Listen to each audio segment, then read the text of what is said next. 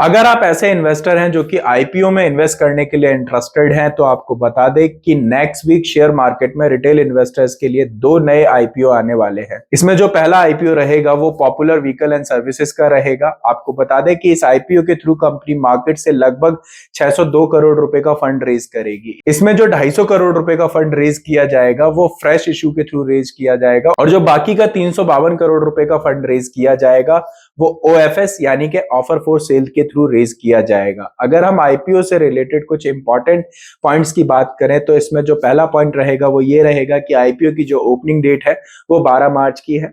IPO की closing date जो रहेगी वो 14 मार्च की रहेगी। इसके अलावा आपको बता दें कि आईपीओ में जो शेयर अलॉटमेंट किए जाएंगे वो 15 मार्च को रहेंगे। आईपीओ में जो रिफंड इनिशिएट किया जाएगा वो 18 मार्च को इनिशिएट किया जाएगा, और 18 मार्च को ही डीमेट अकाउंट में आपके शेयर क्रेडिट कर दिए जाएंगे। और इसके अलावा अगर हम बात करें तो शेयर मार्केट में जो शेयर्स की यानी कि आईपीओ की जो लिस्टिंग होगी वो 19 मार्च को होगी।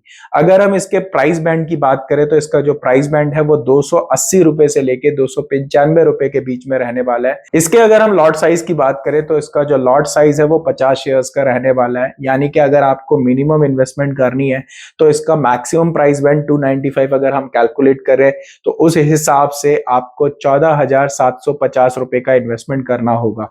मैक्सिमम आप 13 लॉट के लिए अप्लाई कर सकते हैं, और इसमें भी अगर हम मैक्सिमम प्राइस बैंड ले ले तो उस हिसाब से आपको 1,91,750 रुपए का इन्वेस्टमेंट आप कर सकते हैं। अब अगर हम बात करें कि कंपनी काम क्या करती है, यानी कि हमें एटलीस्ट इतना तो पता होना चाहिए कि जिस कंपनी के हम आईपीओ खरीदने जा रहे हैं उसका काम क्या है। तो आपको बता दें कि ये जो कंपनी है वो ऑटोमोबाइल डीलरशिप बिजनेस में काम करती है।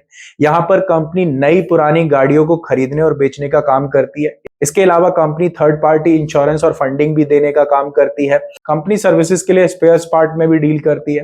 कंपनी का डिस्ट्रीब्यूशन का भी काम है, और कंपनी का ड्राइविंग स्कूल्स भी है। तो ये सारे काम जो है वो कंपनी करती है। देन इसके बाद अगर हम दूसरी कंपनी के आईपीओ की बात करें तो ये जो दूसरी कंपनी का आईपीओ रहने वाला है वो क्रिस्टल इंटीग्रेटेड सर्विसेज का आईपीओ रहने वाला है। कंपनी इस आईपीओ के थ्रू मार्केट से लगभग 175.18 करोड़ रुपए का फंड रेज करने वाली है। इसमें 175 करोड़ रुपए का जो फंड रेज किया जाएगा वो फ्रेश इशू के थ्रू किया जाएगा, और 0.18 करोड़ का जो फंड रेज किया जाएगा वो ओएफएस यानी कि ऑफर फॉर सेल के थ्रू किया जाएगा। कंपनी के आईपीओ से रिलेटेड कुछ इंपॉर्टेंट इंफॉर्मेशन जो है उसमें पहला ये है कि आईपीओ की जो ओपनिंग डेट रहेगी वो 14 मार्च की रहेगी। आईपीओ की क्लोजिंग डेट जो है वो 18 मार्च की रहने वाली है। आईपीओ में जो शेयर अलॉटमेंट किए जाएंगे वो 19 मार्च को किए जाएंगे। रिफंड इनिशिएट करने की बात की जाए तो 20 मार्च को किया जाएगा, और 20 मार्च को ही डीमेट अकाउंट में शेयर क्रेडिट भी कर दिए जाएंगे। शेयर मार्केट में अगर हम लिस्टिंग की बात करें तो लिस्टिंग जो की जाएगी वो 21 मार्च को की जाएगी। फिलहाल अगर हम प्राइस बैंड की बात करें तो कंपनी की तरफ से आईपीओ का अभी प्राइस बैंड नहीं बताया गया है, जिसके वजह से हम लॉट साइज और इन्वेस्टमेंट से रिलेटेड इंफॉर्मेशन नहीं दे सकते हैं।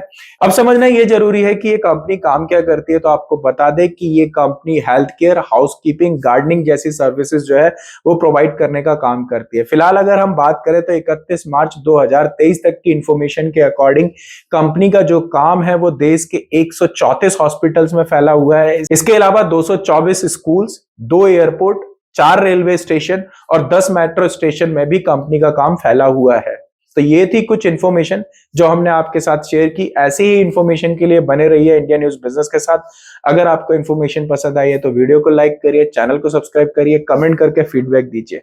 एंड इंपॉर्टेंट पॉइंट, अगर आप इन्वेस्ट करने का प्लान कर रहे हैं तो आप अपने फाइनेंशियल एडवाइजर की हेल्प से ही इन्वेस्टमेंट करने का डिसीजन ले। ये कुछ इन्फॉर्मेशन थी जो आईपीओ से रिलेटेड थी, और ये इन्फॉर्मेशन हमने आपके साथ शेयर की।